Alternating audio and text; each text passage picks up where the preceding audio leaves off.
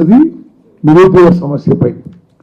కానీ దురదృష్టవశాత్తు 2014 నుంచి 2023 వరకు పరిపాలించిన వాళ్ళు ఈ సమస్యపై వాళ్ళు దృష్టి సారించలేదో, నిర్లక్ష్యమో, అసమర్థతనో అది వాళ్ళకే వదిలేస్తున్నాం. కానీ unemployment problem increase in the last 10 years of Telangana. From the day we were sworn in on 7th December 2023, మరి ఎంప్లాయ్మెంట్ విషయంలో మేము మా ప్రభుత్వం పూర్తిగా కేంద్రీకరిస్తుంది.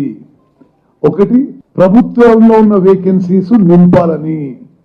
ఇక్కడున్న అధికారులు కానీ ప్రజాప్రతినిధులు మీ అందరికీ తెలిసిన విషయమే. ఇన్ లెస్ దెన్ 10 months మేము 50,000 వేకెన్సీస్ నింపడం జరిగింది. అన్ని శాఖల్లో ప్రభుత్వానికి అవసరం, నిరుద్యోగ యువతకు అవసరం. మరి 50,000 మంది